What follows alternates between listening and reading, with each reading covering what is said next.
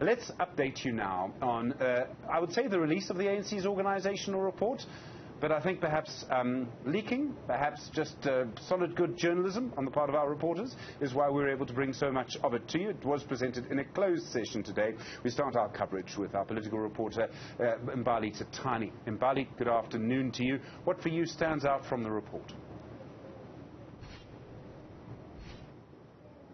Well, Stephen, we continue to give you coverage on that organizational report that we saw, which was delivered during a closed session of course, the deliberations which are taking place here at the ANC's 55th conference. And one thing in quite particular that continues to be pointed out is the continued downward spiral when it comes to the ANC's support. And this is the support when it comes to looking in particular with elections in the country. I must say that when you look at the results from the 2014 national elections, the ANC was sitting on 62.15%, but that came down much more in 2019 during those national elections, and they were standing on 57.50%. It really paints a very bleak picture when it comes to, the support of the ANC in the public. And, one would say that when you look at the amount of protests which we have seen over the past few years, these results are quite telling where the ANC finds itself in the public domain. And I must say as well, when you look at the urban vote, over the past 10 years, the ANC support in the urban areas dropped from 53% to just 33%. And I mean, this, when you look at the city of Johannesburg, when you look at the metro municipalities across the country, including Tshwane, including Ekurhuleni, Nelson Mandela Bay, it just tells you and shows you the instability there and the continued protests that we also see, Stephen. And I must say that one thing also that they are now planning to deal with is the issue around coalition governments. We know that, a number of its metro municipalities in this country finds itself under coalition governments. And I mean, this is when they lost them in 2016. So now they will look at a strategic approach of how they will tackle the issues of coalitions. And they're saying that they've come up with a task team that will indeed prepare its approach, some strategic approach in terms of how it will handle coalition governments going forward. And I must say that something that also comes out, and it's something that we've pointed out to for quite some time now, Stephen, and it pertains to the youth vote. We know that now when it comes to the registration of young people, showing a lack of support to the ANC is, of course, also on a downward spiral. And something that also comes out here and saying that the reasons why people are not showing, much faith in the ANC, there's a lack of voter trust. There's also the issue of credibility of the ANC when it comes to the poor state of the economy, the high unemployment rate, corruption.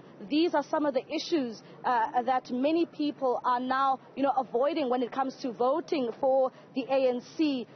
Even when you speak of just last year, we had those 2021 local government elections. The ANC says here about 5 million ANC voters who voted in 2019 during the 2021 local government elections. Those 5 million voters decided to stay away. Just shows that the lack of faith they are having in the party. Mbali Tatani for that live update. Thank you very much indeed. We cross now to our reporter, Govan Whittles, also paging through the fairly lengthy report. Govan, you've been looking at what the ANC says about its own members, the number of members, and it uses the phrase quality of members. What does the report say?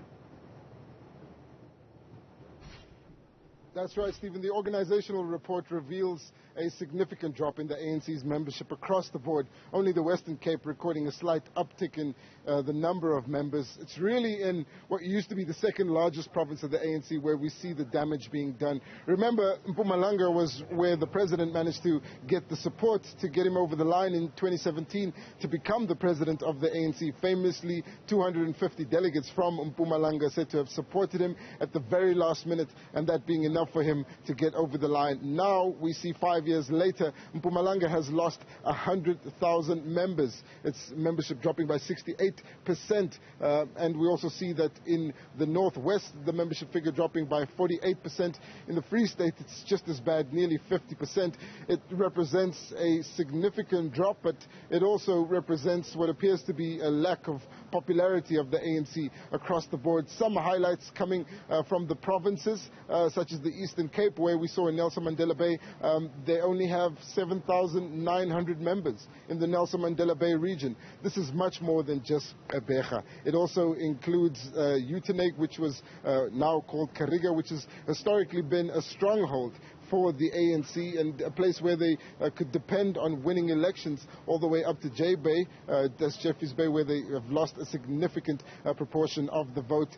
But there's also an interesting take which has come out of their analysis of some of the more controversial parts of the issues that have dominated the last 5 years. On the Step Aside resolution, the organizational report showing that they acknowledge the confusion created by what they call the inconsistent application of the Step Aside rule, and they remain mum on what the organization should do about it. Instead, it only notes that there is dissatisfaction about the rule. They confirm that those who've stepped aside shouldn't be allowed to contest for any leadership. So by that, Ace Magashule knows his future, but they leave it up to the conference delegates to decide what to do about the rule itself. That was always going to be the case. And then lastly, Stephen, it's not often where you see the political report contradicting the organizational report, but we have such an example here when it comes to the July unrests. The organizational report only acknowledging the outcomes of the panel by the South African Human Rights Commission and the high-level panel which looked into the causes of the report,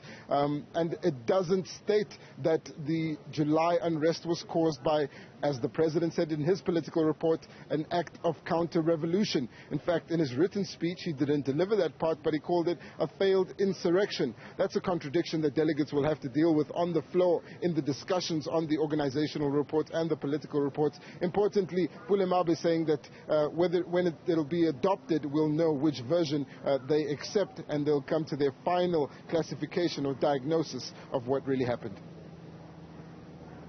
Gervin Whittles, thank you very much indeed. Such an important contradiction to pick up there. Our political editor, Lukhanya Xalata, he joins us now. He's been going through all of this, having a look at what the ANC is saying about itself. Lukhanya, good afternoon to you. You've been listening to Mbali, you've been listening to Gervin, you've been reading the report yourself. What do you think this tells us? Well, Stephen, I think the ANC, as we had pointed out so many times before, that is very good at diagnosing what the problems are within the party. It's how to then deal with it. It's how to correct. It's how to renew that seems to be the problem here.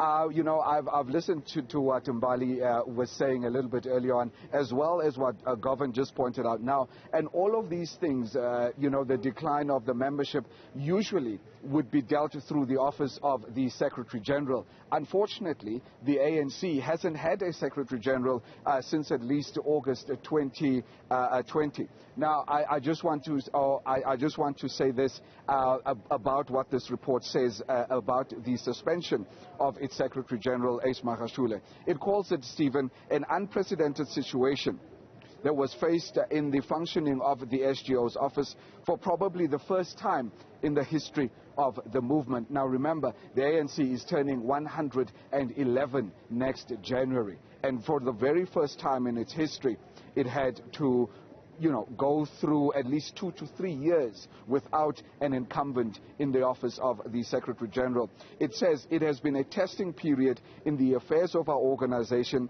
Comrades, no doubt. The incumbent SG, Comrade Elias Ace Magashule, has been suspended since May 2021 due to pending criminal procedures against him. The SG took his suspension to court and on appeal up to the Constitutional Court, which was dismissed.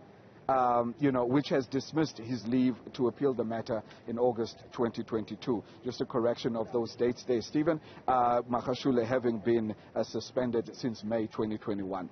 And then it goes on to say about former President Jacob Zuma. It talks a little bit about his recall shortly after the 54th National Conference. You remember, that February when we ultimately, when we didn't have a State of the Nation address on the day in which it was scheduled because President Jacob Zuma was recalled, which then allowed for President Cyril Ramaphosa to ascend to the position, and then it, in essence, replaced him. But this is what the report says about former President Jacob Zuma.